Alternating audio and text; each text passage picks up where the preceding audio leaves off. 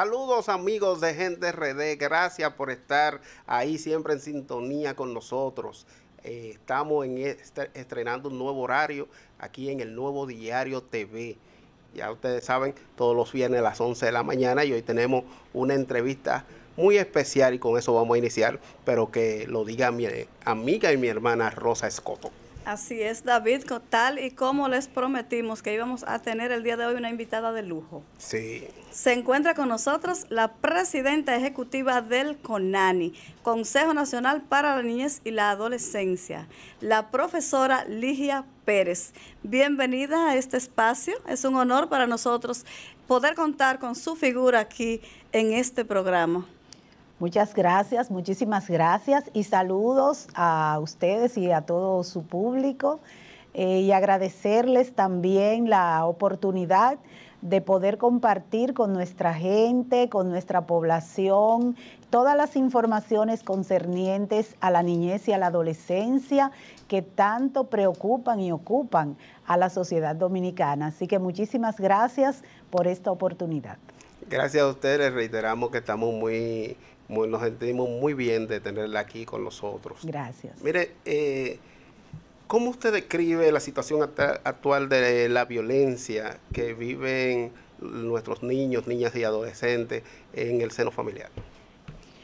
Bueno, realmente es una situación preocupante. No es una situación nueva. Ahora, como hay más oportunidad de denunciar, de exponer esas situaciones de abusos y de todo tipo de vulneración de derechos que sufren nuestros niños, niñas y adolescentes, pues al estar más informados se ven mucho más los casos. Y es una situación que nos mueve a preocupación, que nos mueve a reflexionar profundamente, e invito a la sociedad dominicana que todos reflexionemos profundamente qué es lo que está pasando con nosotros, qué está pasando con nuestra gente, qué está pasando con nuestras familias, que tantos niños, niñas y adolescentes están sufriendo de este tipo de vulneraciones que limita su desarrollo integral, limita su sano crecimiento, limita las oportunidades que puedan tener de llevar una vida con una calidad óptima. Así que es realmente preocupante, pero más que preocuparnos, estamos tratando de ocuparnos. Desde el gobierno se están haciendo indigentes esfuerzos por mejorar las informaciones, la formación y también la actuación de todos los organismos que están comprometidos con el bienestar de la niñez y la adolescencia. Desde el CONANI, nosotros como órgano rector del Sistema Nacional de Protección de Niñas, Niños y Adolescentes, tenemos un sinnúmero de programas que vamos a ir detallando en el transcurso de esta transmisión, programas que son tendentes a orientar a la familia sobre cómo criar de manera positiva a los niños. Programas también dirigidos a los adolescentes con proyectos de vida para que ellos sepan que hay mucho más en la vida que aspirar, que a simplemente estar haciendo nada en sus respectivos lugares. Tenemos también proyectos dirigidos a rescatar esos niños y adolescentes que están en las calles. Tenemos programas dirigidos a orientar a la población, a las comunidades, recordándoles que el primer círculo de protección de los niños, niñas y adolescentes es su familia. Cuando la familia falla, entonces se producen estas situaciones de violencia que estamos viendo, y estamos en eso tratando de orientar a las familias, de orientar a la población, de llamar a denunciar los abusos y entre otras acciones que estamos ejecutando en estos momentos. ¿Qué casos o patrones preocupan más al CONANI en estos momentos? Mira, nos preocupa dentro de las distintas formas de violencia, las formas de crianza. Es un tema porque nadie puede pretender que criando con violencia a un niño, ese niño va a ser mejor persona. Todavía no hay un solo estudio que haya demostrado eso, que los niños que son golpeados, que se les dan las famosas pelas en las casas, son los que salen con una mejor formación. Muy al contrario, esos niños luego van a repetir ese mismo patrón cuando les toque entonces la responsabilidad de tener una familia. El darle pela a los niños no es disciplinarlos. Para disciplinar los niños, porque tampoco no es que estamos en contra de que se disciplinen los hijos. Claro que sí, que hay que darles disciplina, pero una disciplina positiva, una disciplina donde se le prohíban cosas que les guste hacer y ya con eso el niño va entendiendo, pero sobre todo dialogando. El diálogo es fundamental. El hecho no basta con que usted le diga a su hijo que eso que está haciendo está mal. Tiene que decirle por qué está mal y de qué forma lo podría hacer mejor. Pero además, usted tiene que pensar que usted es el modelo. O sea, si usted actúa bien, su hijo o hija lo hará a sí mismo. Entonces usted tiene que convertirse en un ente modelador de acciones. Si usted quiere que su hijo sea o hija una buena persona en el día de mañana, que sea honesto, que no hable mentira, que sea íntegro, actúe usted también de la misma forma, porque los valores no se enseñan como se enseña la matemática o la gramática, no. Los valores se enseñan con el ejemplo, con la práctica, y los niños van aprendiendo las conductas que van viendo en las personas que lo están criando. Usted como maestra, ¿qué le preocupa de esta situación que muchas veces decimos que a nuestros hijos nos lo está criando un influencer? Porque el niño tiene una tableta, tiene un celular en la mano y aprende patrones que muchas veces no son los mejores a través de las redes sociales. ¿Cuál es su consejo en ese sentido, tanto para los padres como para la sociedad? Miren, ciertamente nos quejamos de la violencia que ahora mismo está surgiendo, que es una violencia que se manifiesta también en los mismos niños y adolescentes, o sea, contra ellos, pero ellos también contra otros pares, también ejercen violencia. Y yo decía de la profunda reflexión que debemos hacer como sociedad, porque precisamente ese es uno de los temas que, digamos, está incidiendo de manera muy profunda en ese comportamiento que tienen nuestros adolescentes y jóvenes. Yo no estoy en contra de ninguna manera de los influencers ni de las redes sociales, todo lo contrario, considero que son medios bastante efectivos para llevar los mensajes. Claro. Lo que propugnamos es porque esos contenidos que se difunden a través de los medios digitales y las redes sociales sean contenidos positivos. Usted no puede estar con un discurso de violencia y pretender entonces tener una sociedad donde los niños, las niñas, los adolescentes no lo sean, porque precisamente ellos siguen. Ustedes saben, todos fuimos adolescentes. Claro.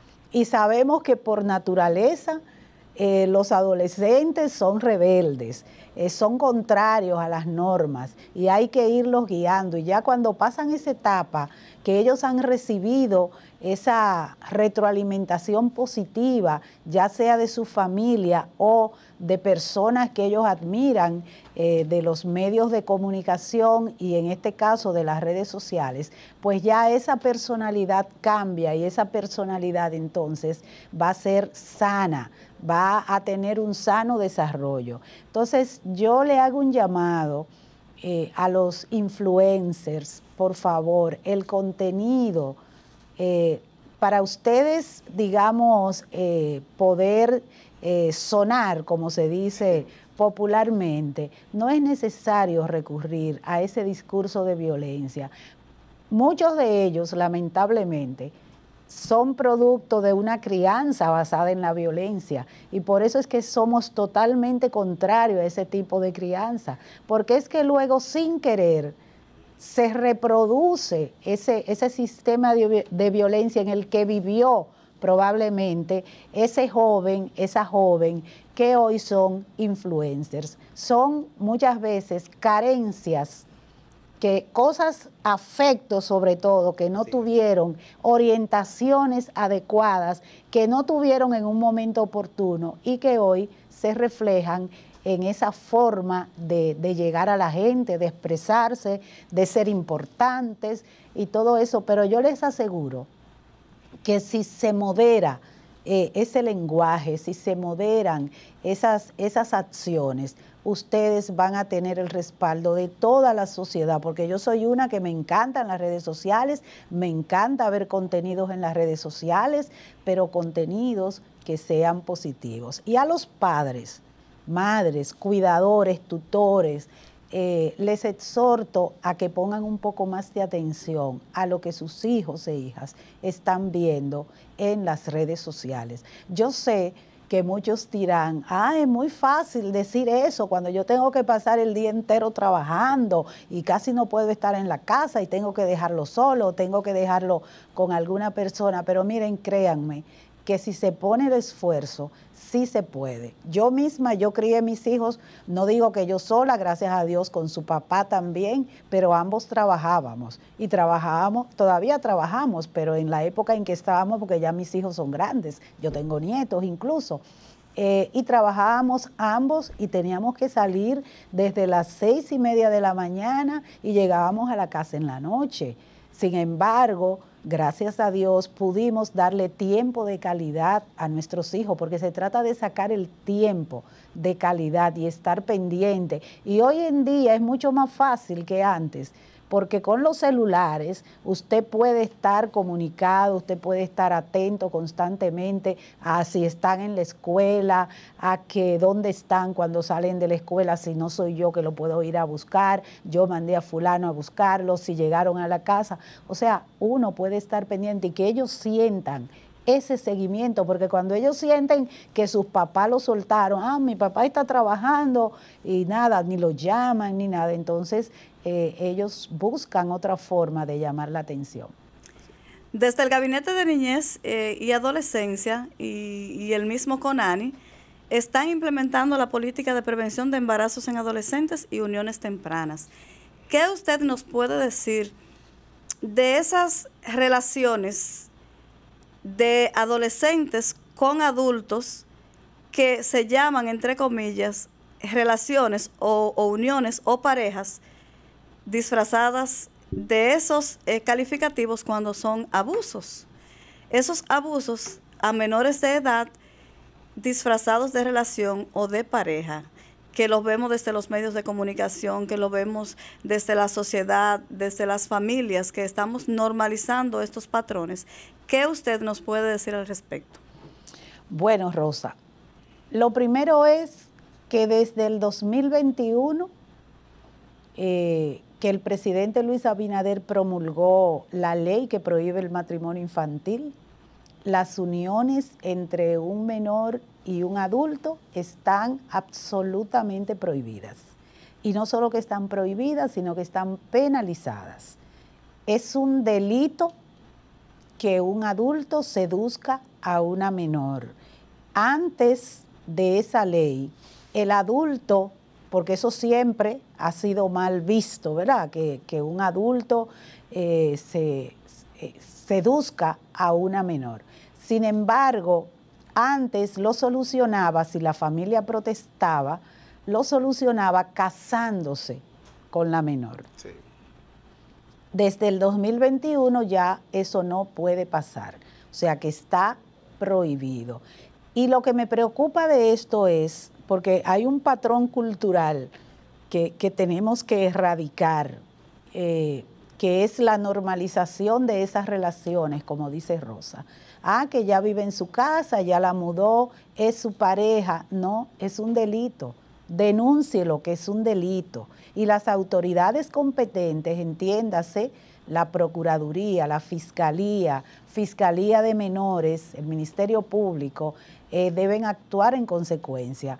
Cuando una menor es, digamos, seducida por un adulto, eso debe denunciarse, independientemente de que el adulto la mude para su casa, porque no se puede casar, ningún juez lo va a casar porque está prohibido, pero si osa llevársela a vivir con ella, eso es un delito y hay que perseguirlo como un delito, y el Ministerio Público debe perseguir esa infracción de la ley. Es un delito y un delito grave. Entonces, de ninguna manera podemos seguir normalizando esa situación. No puede existir pareja entre un menor de edad y un adulto, jamás.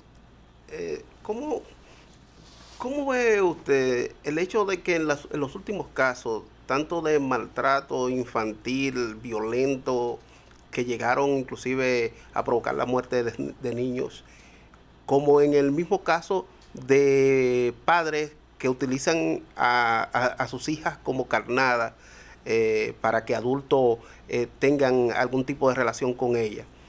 ¿Cómo ven ustedes que esa sociedad que vive alrededor de esos niños, que los tíos, todos sabían pero ninguno hablaban, todos vieron pero nadie denunciaba, y automáticamente aparecen las cámaras, todo el mundo comienza a dar declaraciones, sí, esa mujer vivía ahí, yo veía, pero nadie denunció, nadie dijo nada.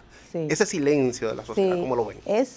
Mira, eso es producto de lo mismo que acabo de decir, de esa normalización que se hace de esas situaciones. Por eso es tan importante, y nosotros en Conani estamos ahora diseñando una campaña de difusión, de orientación hacia la ciudadanía sobre cuáles son las alertas que se dan, que terminan en situaciones de violencia y que tienen la obligación de denunciar. Yo quiero decirles a la población en sentido general que nuestra Constitución, en su artículo 56, establece la obligatoriedad que tiene toda persona de denunciar cualquier situación que vulnere los derechos de un menor de edad. Eso es una obligación. Y si no lo hace y tiene conocimiento de causa y no lo hace, es factible de ser cómplice de un delito. Entonces, es obligación de todos denunciar cualquier situación en la que un menor de edad esté involucrado, esté en riesgo, ya sea de abuso sexual, de maltrato físico, de maltrato verbal y psicológico, que lamentablemente se da mucho en nuestra sociedad con esos patrones de crianzas que tenemos, que muchos dicen, a mí me dieron mucha pela y yo por eso hoy soy un hombre de bien o una mujer de bien. No, usted lo que es un sobreviviente.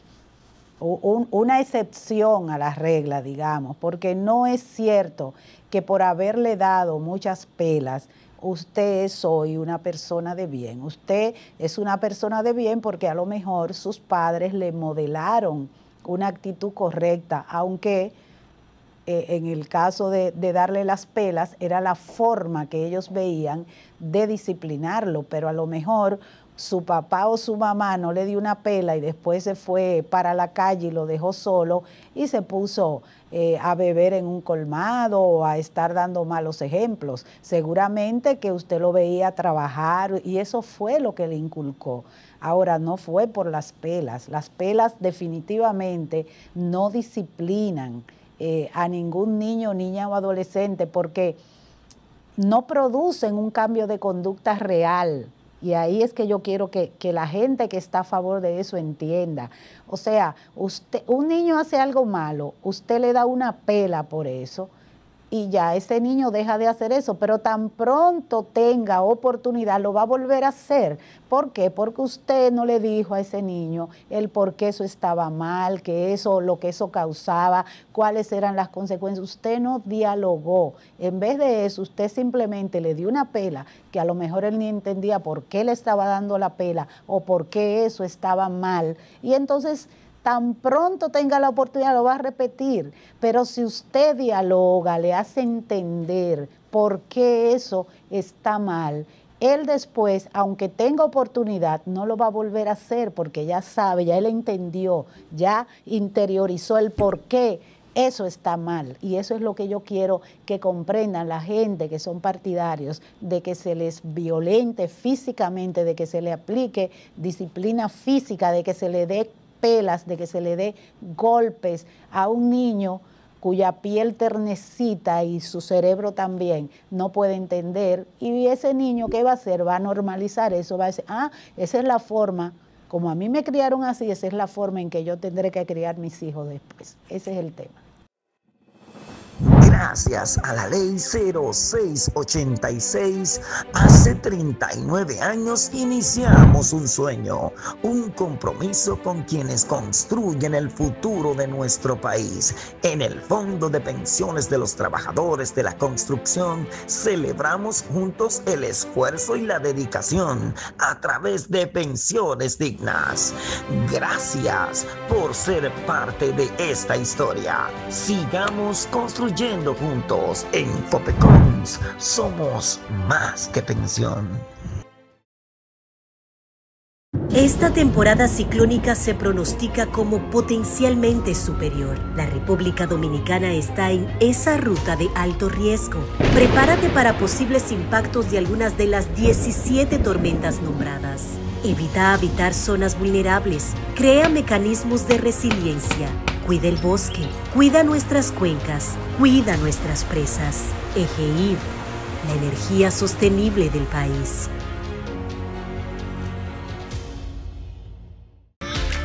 Esto es Gente RD, viva expresión de dominicanidad.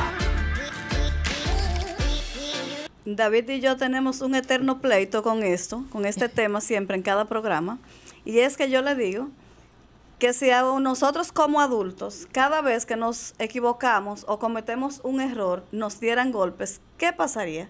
¿Cuántas veces tuvieran que maltratarnos? Porque cometemos los errores. Entonces, para que un niño entienda las cosas correctas, no es a base de golpes. Claro. Debe ser en base a una disciplina con amor, tal y como lo dice la profesora Ligia Pérez. Sí. Una pregunta, doña Ligia. ¿Cree usted que es necesaria la revisión de la ley 136-03 y en cuáles aspectos? Porque tengo entendido que está en revisión en estos momentos. Precisamente en estos momentos estamos revisando la ley que establece el sistema de protección y de los derechos fundamentales de los niños, niñas y adolescentes. La ley 136-03. Esa ley en su momento, y todavía lo sigue siendo, es una ley vanguardista, una ley que incluso fue tomada como referencia para las normativas legales de muchos países en materia de niñez y adolescencia. Pero esa ley fue promulgada por el presidente, el expresidente o el presidente de entonces, Hipólito Mejía, en el año 2003. Es decir, que es una ley que ya tiene 22 años. Y en 22 años muchas cosas han cambiado en nuestra sociedad y en el mundo. Entonces, tenemos que recoger nuevas formas de delitos que hay, nuevos derechos de los niños. Tenemos también, la ley tiene algunos vacíos que dado... ustedes saben que las leyes, cuando son un documento, sí, claro, que se ponen, realmente el desafío es poder aplicar eso que dice en ese documento. Entonces, en esa aplicación hemos visto en la experiencia que hay algunos vacíos que a veces no nos permiten tener esas garras que debemos tener para garantizar mejor la protección de la niñez y la adolescencia, y entonces también eso se está tomando en cuenta. Entre otras muchas cosas, por ejemplo, el ciberacoso, o el acoso en las redes, eso no existía cuando esa ley, el bullying, que aunque sí siempre ha existido, porque el bullying sí que siempre ha existido, a mí me tenían un nombre en el colegio, ¿verdad? Un sobrenombre, mejor dicho, y eso era bullying. Lo que pasa que, y a veces originaba hasta pleito, de gente que se fajaba y todo, pero eso era de una forma más sana, pero hoy en día eso se ha convertido realmente en un tema de muchos problemas, y vemos, por ejemplo, en sociedades como la estadounidense, como un muchacho, un estudiante, entra a una escuela con un arma y dispara y mata a muchísima gente y niños y todo eso, y eso es producto quizás de algún acoso que sufría ese estudiante en la escuela. Entonces, todas esas cuestiones que han surgido producto de la sociedad del conocimiento, como le decimos ahora, ¿verdad? Y de las tecnologías, y ahora con la inteligencia artificial, o sea, hay muchas formas que afectan a la niñez y la adolescencia, entonces tenemos que recogerla en esa ley. Por eso le estamos llamando actualización de la ley, porque no se va a transformar completamente, porque como les decía, la ley es bastante completa, y aún hoy en día es una ley que sigue a la vanguardia, pero tenemos que actualizarla por ese y otros aspectos, debido a la gran cantidad de años que hace que se puso en vigencia. Cuando el CONANI identifica un hogar donde los niños están pasando dificultades, no necesariamente de violencia, pero sí por precariedades que tienen los padres, falta de preparación, estos padres adolescentes, que muchas veces decimos que un niño está criando un niño. ¿Cómo es ese acompañamiento que le da CONANI a las familias? Mire, realmente CONANI, el rol de CONANI, de la protección, porque nosotros tenemos varias líneas, somos el órgano rector del sistema, somos el órgano regulador también de asociaciones sin fines de lucro que trabajan con la niñez y que nosotros muchas de ellas subvencionamos, además de que las habilitamos, las supervisamos, monitoreamos. Somos un órgano de protección, tenemos esa línea de protección y la de la prevención, que es en la que nos queremos enfocar. Pero respecto a ese tipo de situaciones que ya van más bien en el orden socioeconómico y que también vulneran derechos de la niñez, porque es una forma también de violencia que, ¿verdad? Claro. Que no se ve mucho, que es una violencia, pero es una violencia estructural, le decimos, porque, ¿verdad? Se supone que todos los niños deben tener garantizado su educación, sus estudios, vivir en familia, etcétera. CONANI no va a un hogar porque tengan alguna situación socioeconómica. Siempre y cuando esa situación socioeconómica no esté poniendo en riesgo el bienestar de esos niños y la garantía de los derechos de esos niños.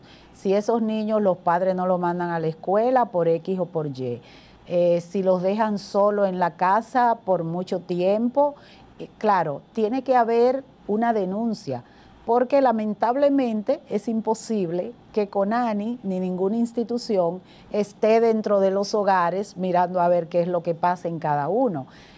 Nosotros actuamos generalmente cuando hay una denuncia, o a veces nosotros mismos, algunos de nuestros equipos, de nuestros colaboradores que se dan cuenta de algo y lo dicen, nos alertan y entonces nosotros actuamos. ¿De qué forma actuamos? En esos casos lo que hacemos es que llamamos primero, si hay una situación de violencia en el hogar o el niño está en riesgo porque no le están dando la alimentación, no lo están mandando a la escuela, etcétera.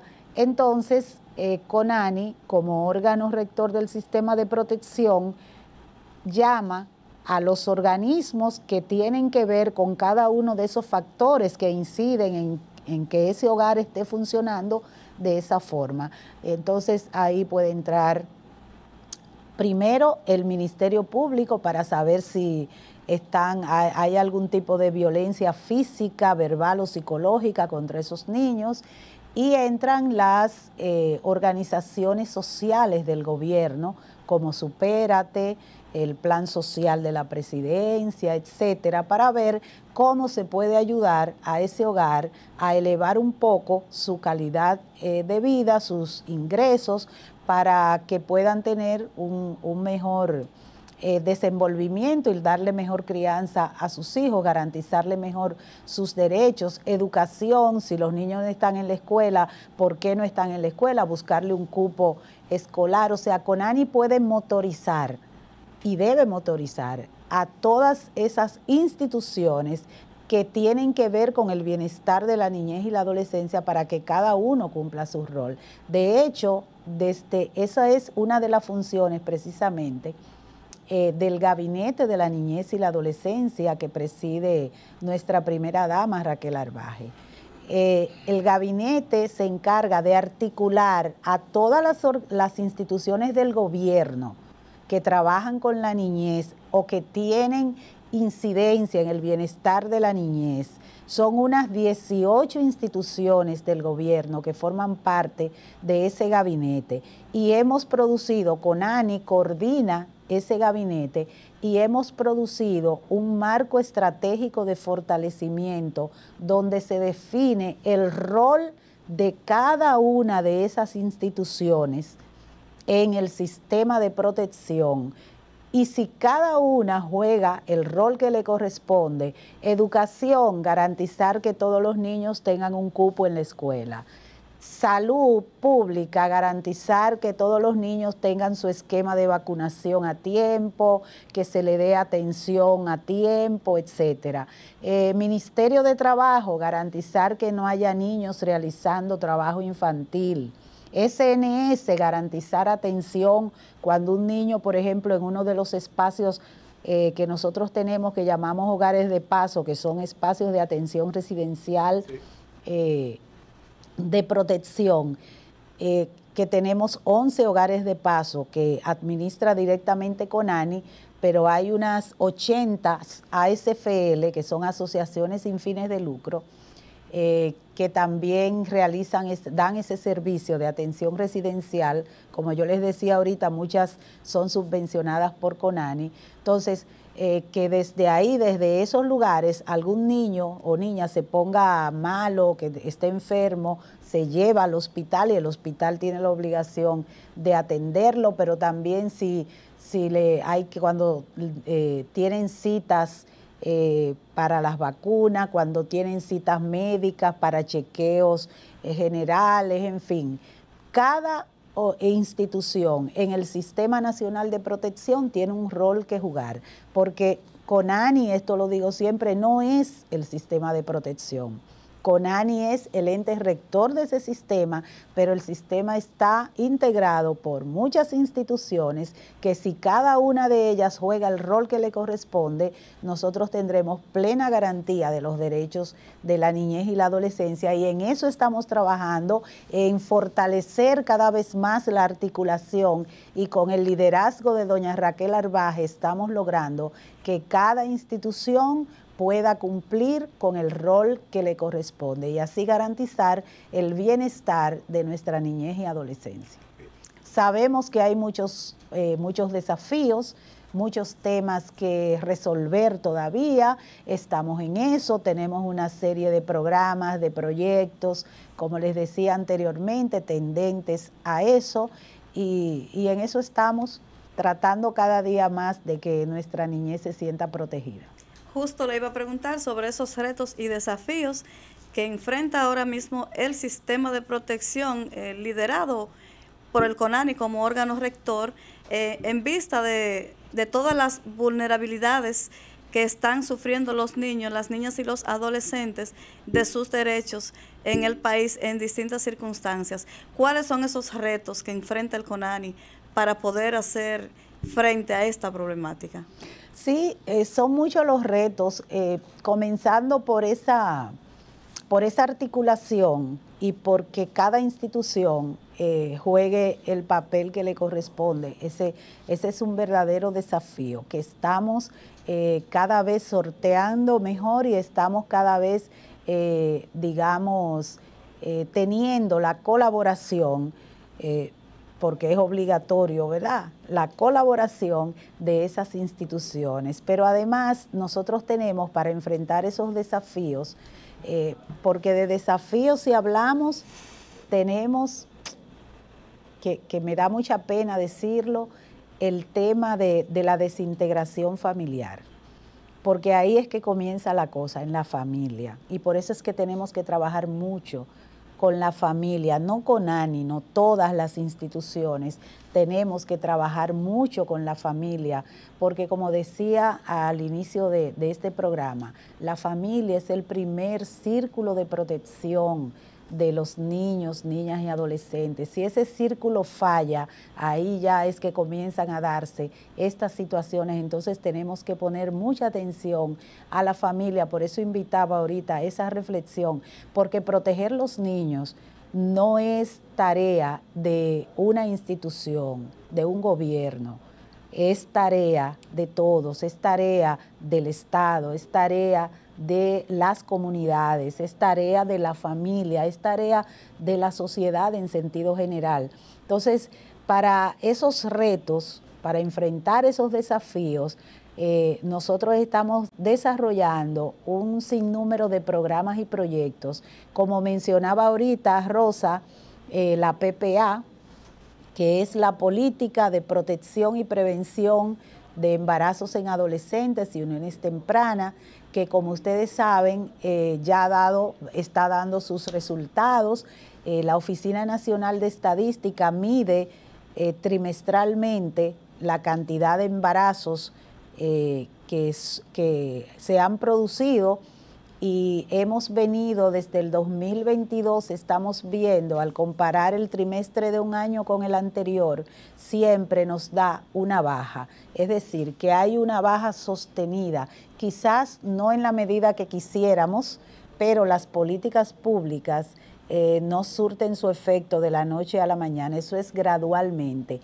Y si hay una baja sostenida, que no ha habido hasta ahora, desde el 2022 para acá, no ha habido ningún pico en ninguno de los territorios medidos, sino que han venido bajando de manera sostenida, eso quiere decir que estamos en el camino correcto, que la política que estamos aplicando en este caso sí es efectiva, y lo que estamos haciendo ahora es ampliándola, porque en esos territorios, o sea, cuando hablamos de esa medición que hace la ONE, es en los territorios priorizados, que son los territorios donde se evidenció una mayor incidencia de embarazos en adolescentes. Entonces, eran 20, se priorizaron 20 en el 2021-22, y ahora en este año lo hemos ampliado a 36, es decir que incorporamos 16 territorios más,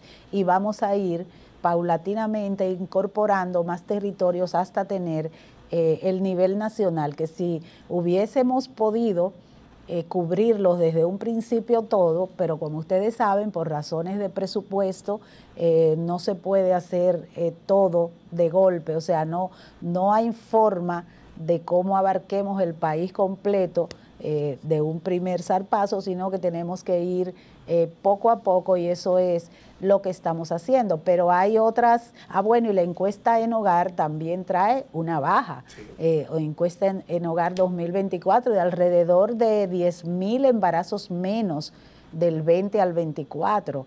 Eso también es un logro significativo.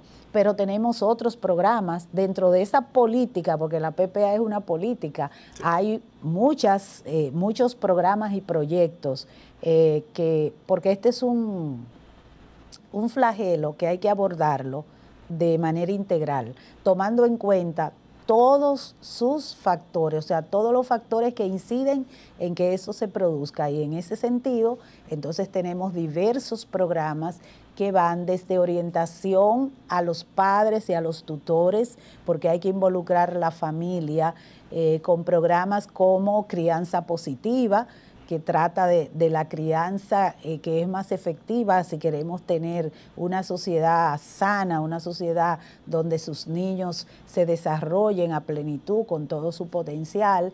Habilidades parentales también dirigidas a los padres para que sepan cómo abordar las distintas situaciones cuando un niño, un adolescente está de malcriado, como decimos, cómo abordar esa situación.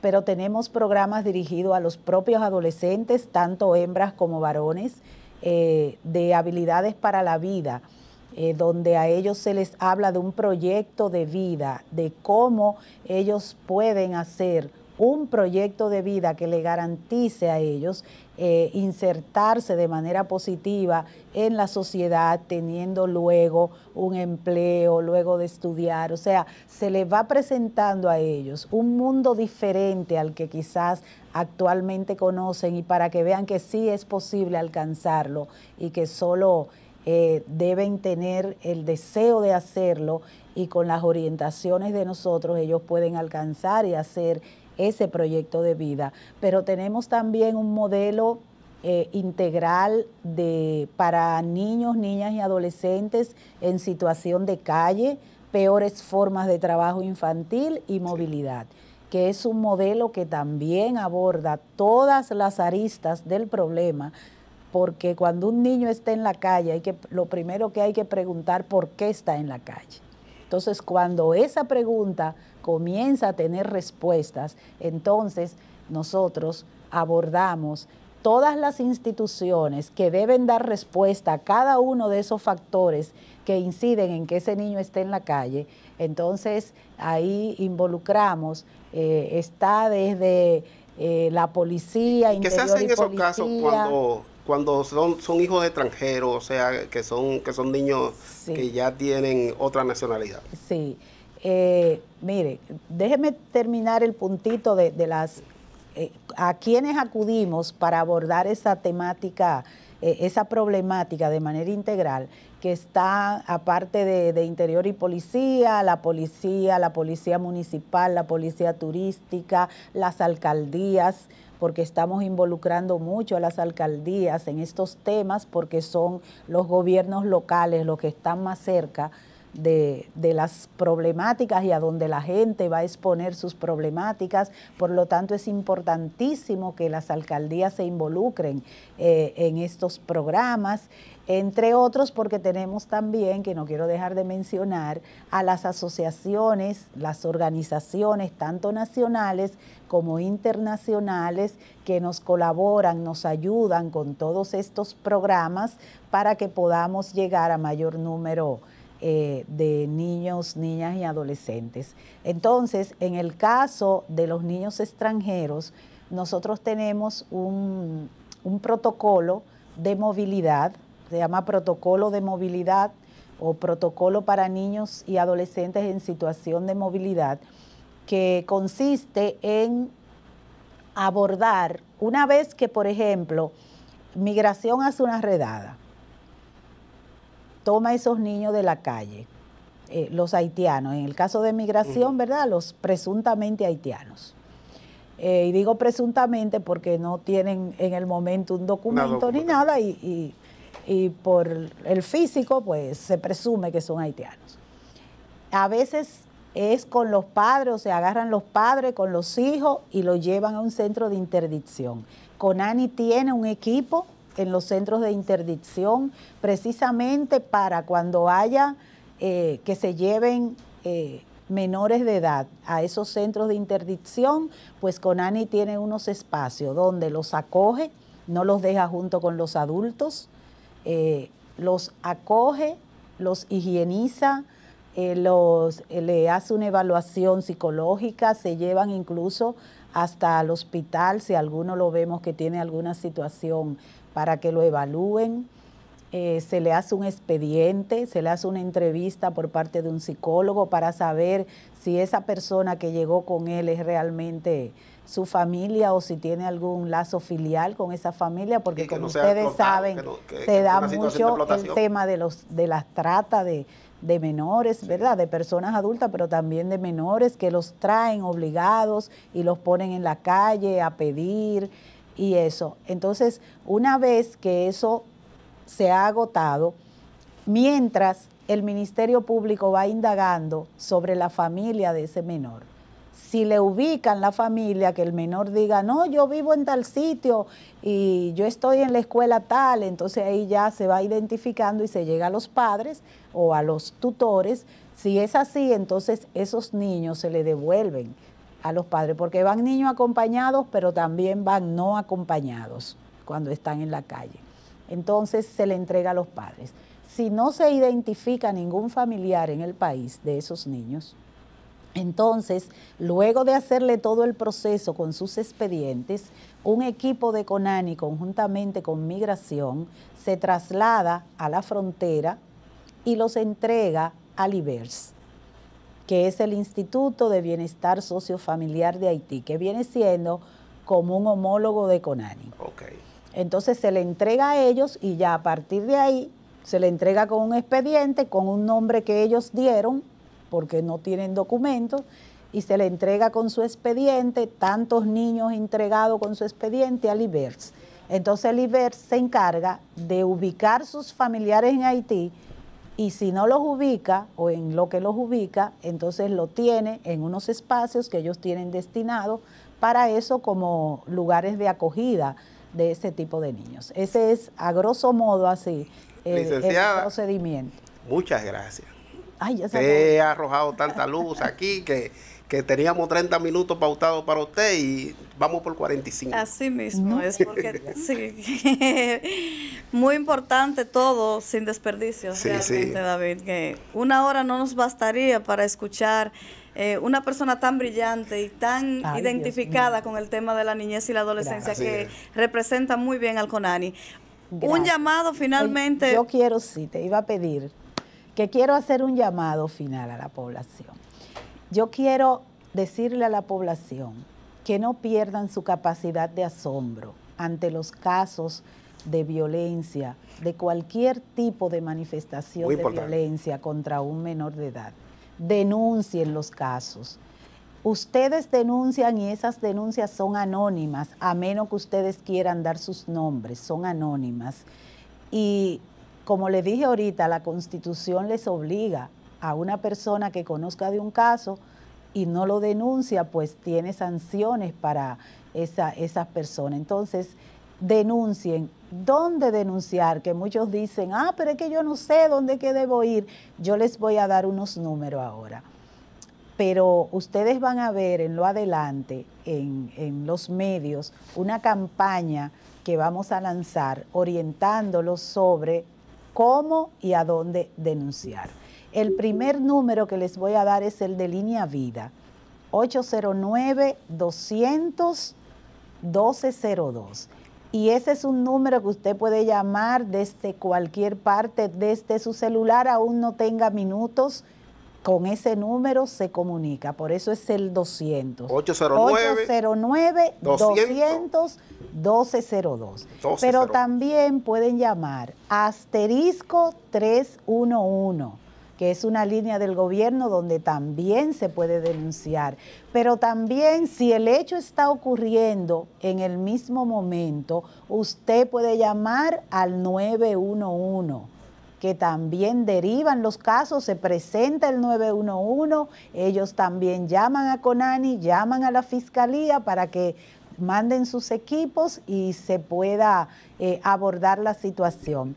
Y próximamente va a haber un número más cortito todavía para denuncia, porque la primera dama se ha empeñado en que hagamos más fáciles las vías de denuncias de la población. Y ese número se lo vamos a dar después porque todavía... ¿Tiene la alerta Amber por ahí también, doctora?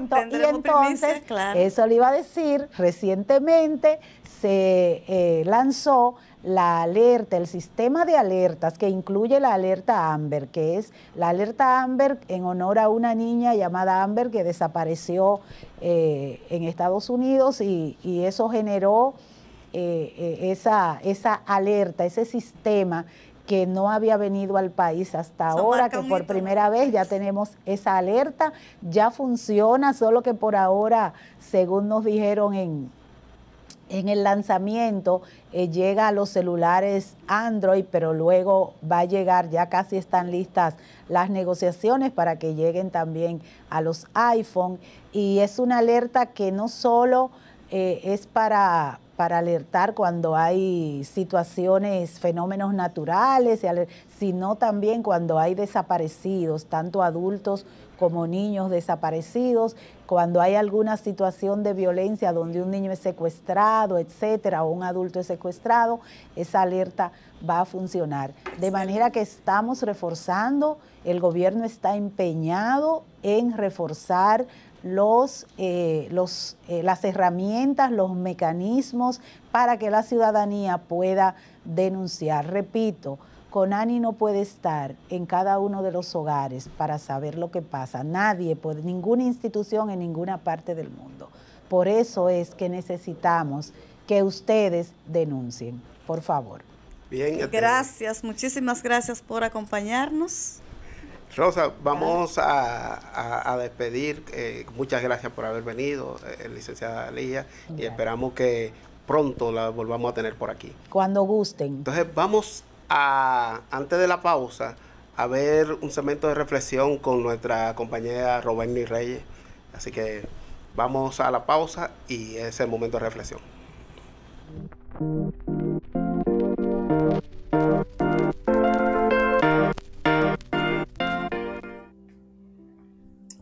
Todos en algún momento de nuestras vidas nos hemos encontrado enfrentando desafíos que parecían insuperables.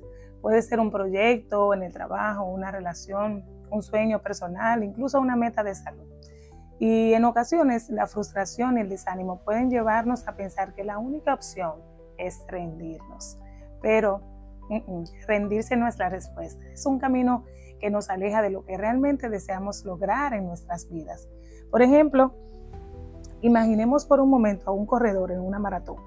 Durante la carrera, ese corredor puede experimentar una mezcla de emociones, alegría, determinación y también momentos de extremo cansancio y duda.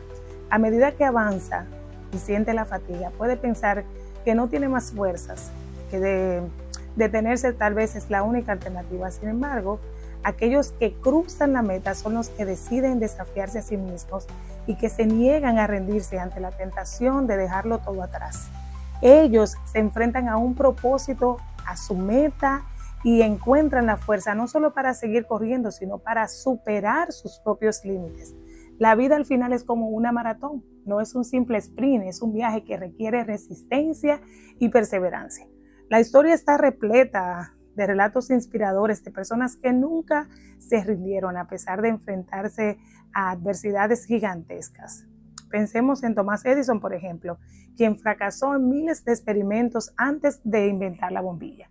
En una ocasión dijo, no he fracasado, he encontrado 10,000 maneras que no funcionan, que la bombilla no funciona. Lo que Thomas Edison hizo fue convertir cada error en una lección y cada tropiezo en un impulso para seguir adelante. Esta mentalidad es crucial. Cuando nos enfrentamos a obstáculos, en lugar de dejarnos desanimar, podemos ver esas dificultades como peldaños que nos llevarán más alto. La perseverancia nos enseña sobre nosotros mismos en los momentos de dificultades, cuando realmente descubrimos nuestra fuerza interna. Y es fundamental reconocer que no estamos solos en esta vida, en esta lucha de la vida. La comunidad juega un papel vital. Y si nos unimos, encontramos apoyo en amigos, familiares, en compañeros de trabajo, podemos compartir nuestras luchas y motivarnos mutuamente. No debemos temer pedir ayuda. A veces un simple gesto de aliento, una conversación honesta puede ser el impulso que necesitamos para seguir adelante. A lo largo de nuestras vidas también enfrentamos esos momentos de duda, preguntas que nos atormentan, por ejemplo, ¿de verdad yo estoy en el camino correcto? ¿O vale la pena seguir adelante? En esos momentos de crisis es importante recordar nuestra motivación original, y es ¿por qué comenzamos este camino? Revivir nuestra pasión, nuestras metas y sueños puede servirnos de faro en la oscuridad. Si alguna vez te sientes tentado a rendirte, recuerda que lo mejor suele llegar después de los momentos más difíciles. El crecimiento personal no ocurre en la zona de confort, se encuentra en la lucha, en el esfuerzo continuo, en el aprendizaje de nuestros fracasos. Cada pequeño paso que damos, cada pequeño esfuerzo que hacemos nos acerca un poco más a nuestras metas. No subestimes el poder de la persistencia. Puede que no veas resultados inmediatos, pero cada acción, cada paso cuenta.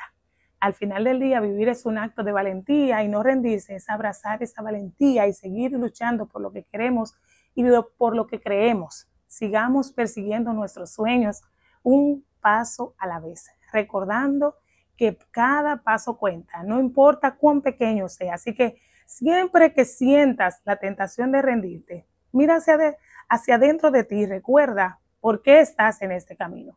Mantén la fe en Dios y en el poder que tiene ser perseverante. Nunca olvides que cada desafío que enfrentas es una oportunidad de crecimiento, que la vida es un viaje lleno de sorpresas y que la única manera de descubrir lo que el futuro tiene reservado es seguir avanzando. Dios te bendiga.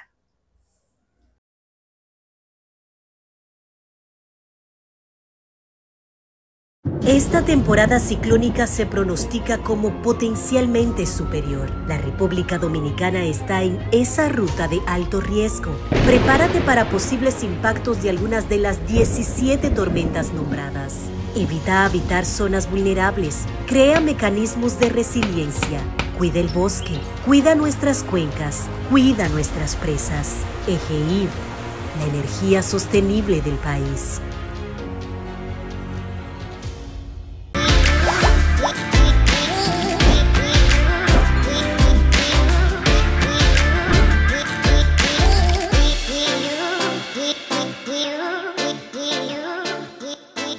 Saludos amigos de Gente RD, nos encontramos ahora en una conversación muy especial con don Pavel Núñez. ¿Cómo se siente, Pavel? Yo me siento muy bien y mejor ahora que estoy aquí frente a las cámaras contigo. Sí, mira, Pavel, tú tienes ya una trayectoria muy adulta en la música. Empecé temprano, yo creo que es una trayectoria de un piloto nuevo con muchas horas de vuelo. Con muchas horas de vuelo. ¿Por qué sucedió eso? Pues sucede por una necesidad de expresión que yo tenía desde muy temprano. Estaba yo muy inquieto, ¿no? Entonces, como siempre digo ahora en los shows, yo no me refiero a mí como cuando era más pequeño, porque no es que he crecido mucho, sí, sino cuando era más joven. Y cuando yo era más joven, esa inquietud que recorría mi cuerpo se fue convirtiendo en canción. Y yo no tuve de otra que convertir en oficio esta necesidad expresiva, que son estas historias envueltas en melodías que yo voy entregándole a la gente. Bien, la inspiración es única en el ser humano, pero tú tuviste grandes maestros, don Víctor, muchos maestros. Luis Díaz, Alberto Risco, José Antonio Rodríguez, Claudio Cohen, Maridalia Hernández, Sonia Silvestre, Adalgisa Pantaleón. O sea, yo he estado rodeado de gente que vino con muchas luces. ¿Y las influencias? Las influencias definitivamente, pues, de Vitico tengo, de José Antonio tengo en las letras, de Luis Díaz en mi necesidad de explorar ritmos y ese tipo de cosas, de Juan Luis Guerra, como no, en esa búsqueda melódica, poética que él siempre tiene. Bien. Y me he dejado llevar por ellos. Si vamos a hablar de los locales, los que me han impactado directamente, el caso de Juan Luis, el caso de Luis Díaz, el caso de Víctor, José Antonio. Pero si nos vamos hacia latitudes más amplias, pues paso desde Fito Páez hasta Rubén Blades, y la música brasileña, que la he explorado muchísimo, los cantautores españoles, que son una influencia innegable en mí, y cómo no, la trova cubana. Bien, sí, la trova cubana precisamente te iba a conversar. Tú tienes un sentimiento social que se expresa a través de la música. ¿Eso también es un sentimiento político? Definitivamente no. Yo siempre he visto la música como un vehículo romántico. De hecho, mucha gente piensa el diputado, el senador. O el tipo que es de izquierda porque le gusta la trova. Y nada que ver. Hay muchas cosas que yo, desde los perfiles de la ideología, yo no comparto. Pero desde el perfil de la cultura me abrazo a ellos. Yo soy un animal, devorador de cultura, de poesía, de literatura, de buena canción. No necesariamente de ideologías y políticas, porque ¿qué pasa con la ideología? Que te distancia del que disfruta el arte por el arte. Así es. Y con esta generación que tiene un gusto tan a veces tan extraviado y tan distinto, ¿cómo tú has logrado sobrevivir? Yo considero que porque me he mantenido siendo fiel a mis principios y a mis formas. No hay nada que te ayude a distinguirte más que eso. Pero también te ven joven. Lo soy. O sea, estoy en la justa edad, que si me despierto y no me duele nada fue que me morí, tú sabes. Ya. No estoy tan joven, pero tampoco estoy tan viejo. Entonces, yo creo que ese in-between, que en algún momento no será, pues todavía me favorece. ¿Cuáles son los nuevos proyectos? Ahora mismo yo le estoy dando mucha prioridad a mi nuevo show, que es un concierto que más que nada es un stand-up, donde yo hago que la gente se ría un poquito a través de... Ahí está tu hijo contigo. Ha estado, porque obviamente cuando no está en Berkeley, gira conmigo, se presenta en una que otra ocasión, pero definitivamente yo ahora mismo le estoy dando mucho calor a eso, el performance en vivo de mis producciones. La más reciente producción es de Mar en Bar volumen 1, estoy haciendo el volumen 2, estoy haciendo también un disco en España que se llama El Silencio. O sea que tengo muchos proyectos abiertos. ¿Son buenos tus chistes? Pues yo no lo sé, a veces la gente se ríe de lo malo que son.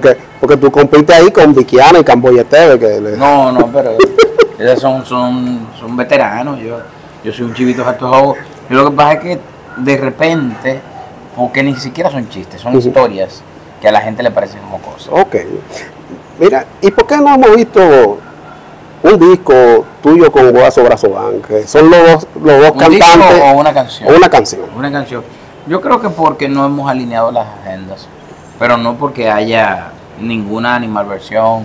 Hay yo diría que una tendencia, un mito urbano que nos plantea. De que hay una rivalidad. Sí, que nos plantea como archienemigo, eso es totalmente falso. Yo creo que somos dos personas que admiramos cada cual la carrera de cada quien y que en algún momento, pues, si hay un happy medium, como digo yo, y nos encontramos y hacemos algo, pues, se hace, ¿no? Para ti, ¿quién ha sido el músico, el cantante más trascendente dominicano hasta el momento? ¿De qué género? Cantante de baladas. Cantante de baladas. Sí. Anthony Ríos, definitivamente. Trascendió épocas, diferentes públicos, un repertorio amplísimo, una manera de llegarle a la gente en los conciertos inigualable, muchas canciones versionadas. Yo creo que Anthony Ríos ha sido el cantautor más versionado de República Dominicana. Hasta el momento, agosto del 2025, el arte dominicano ha perdido muchas de sus figuras. Se considera un año catastrófico para el arte. ¿Cómo lo ves tú? Bueno, definitivamente sí. Entiendo que el 2025 nos pasó una factura muy alta al entretenimiento y que voy a recordar este año como un año muy retador. ¿No sientes tú que lo que pasó, por ejemplo, en Jet Set limita a que la gente asista a los conciertos? Puede ser que sí, yo entiendo que influye mucho, entiendo que fue una catástrofe que nos marcó, es un antes y un después, pero creo también que venía desde antes, el tema estaba mermando un poquito la escena y eso obviamente detonó por todo lo demás. Sí. Sabemos que tiene esta semana una presentación junto a Giordano, un importante artista latinoamericano. Sí, un poeta venezolano que nos visita y con el cual tengo una amistad de años y que hay una admiración mutua, hay un respeto por cada carrera, entonces creo que va a ser muy bonito encontrarnos ahí. ¿Qué día tenemos ese concierto? Es el 5 de septiembre, este viernes que viene. Ok, bueno, pues esperemos que la gente le dé apoyo a esa actividad. Te espero ahí. ¿Dónde es? En Casa San Pablo. Casa San Pablo, un buen lugar para disfrutar música así tan de abrazarse. Así es. Bueno, Pavel, muchas gracias. Sí, ahí estaremos. Muchas gracias y te esperamos. Vamos a mandarle un saludo a la gente de Gente RD, precisamente, que inicia por el nuevo diario a partir de este sábado y sigue por Latino TV a las 9 de la noche. Mi gente de Gente TV, aquí estoy para ustedes. No se muevan, que el contenido es premium. Ya lo saben. Esto es Gente RD, viva expresión de dominicanidad.